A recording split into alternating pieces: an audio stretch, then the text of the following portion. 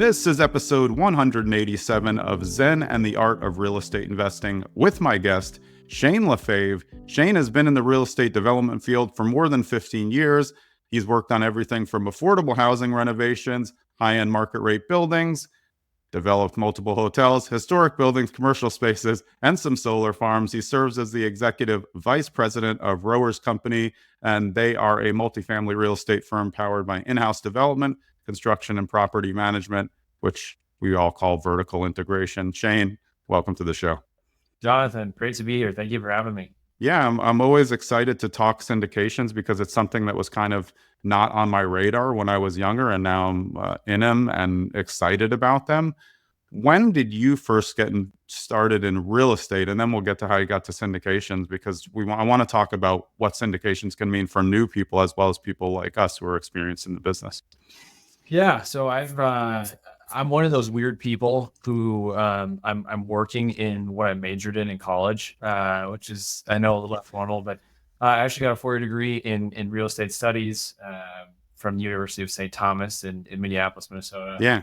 And that was in 2006. I graduated on a Friday, started working for a real estate development company on the following Monday, and I haven't looked back since then. And so it's been real estate development the whole time, primarily multifamily the whole time. And it started out as renovation or acquisition and renovation of low-income projects in suburban areas around the country. I actually did very little in Minnesota. Yeah. And then, about halfway, about 8 years later, I switched over to doing more market rate, higher end stuff in urban environments. And then I joined Roers 5 years ago, and you kind of get to do a mix of both, where we're doing about half market rate, half low income.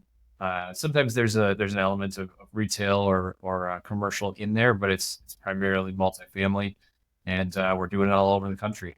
Yeah, awesome. It's interesting because you were joking about it, and I want to mention too. I think that people outside of real estate investing think that the way that you went into it is how all real estate investors go, and that's like 1% who go to college for real estate and then go right into it, right? Like that, you are an anomaly in that way. Most people come to it later.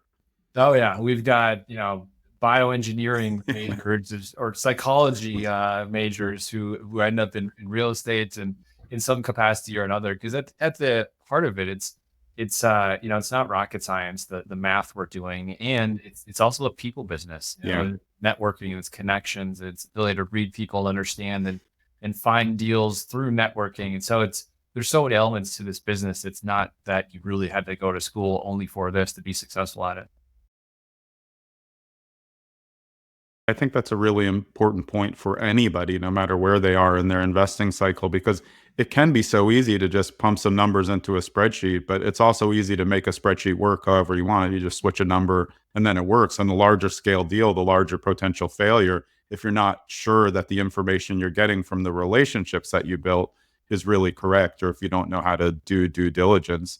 How important is it? I mean, I know the answer to this, but on the commercial scale of the terms of deals that you guys are doing, you're not going to find any deals without relationships, right? It's just going to be, because any deal that would be open market, everyone else would see as well.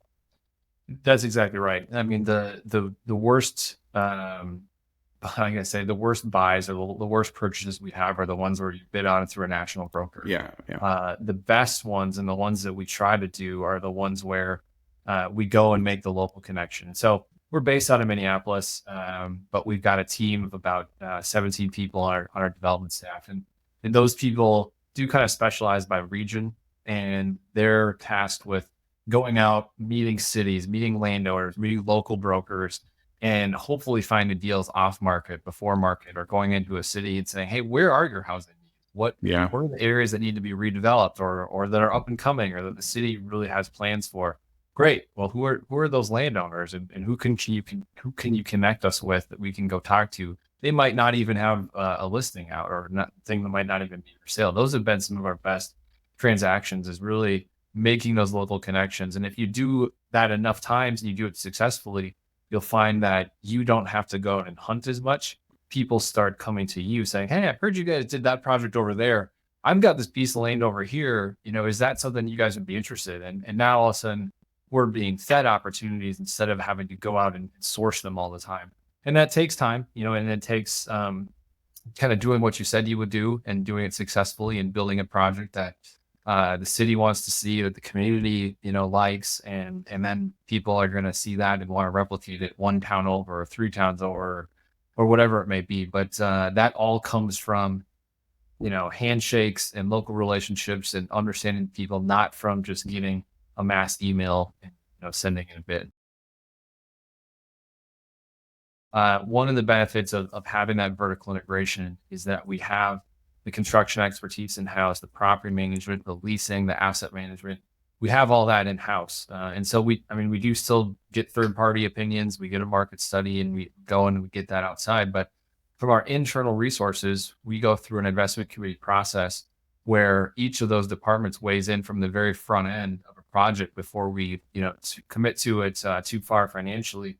What do they think about it? Can we lease it up? Is it viable? How's it going to look long term? Can it hold up as a 10-year hold if we need to Yeah. hold it that long? What can we build it for? How fast can we build it? That all that kind of stuff is being answered on the front end. And then every deal has to go through that process multiple times and get approval in order to fully move forward. So by the time that full year goes by, we've really done a thorough look into that project specifically. And even before we sign anything up, we've done a look into that market generally and said, yes, this is an area we've identified we want to be on based on economic growth factors, vacancy and rent trends, income levels, who's building new, job growth centers or job centers in those areas. A lot of factors that we kind of weigh in overall into what bigger areas that we want to be in. And then we pick the specific area and get real targeted with our due diligence. Yeah, I find the vertical integration to be really important because for new syndicators who, of course, have no reason to be vertically integrated in the beginning if they don't have a construction background, the person that they're getting their construction estimates from really has no stake in the game other than they're going to lose a big job.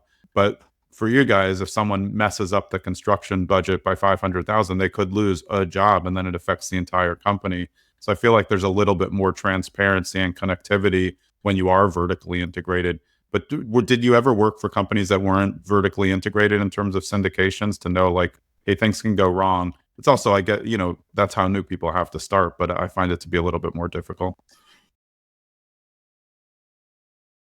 Everyone has different goals as an investor, and everyone has different risk appetites as well. And the thing that we've done is, we certainly have our regular projects and new construction, and the thing that we really offer is people can own a piece of real estate, invest in a piece of real estate without having to, buy a duplex Yeah. or be a landlord.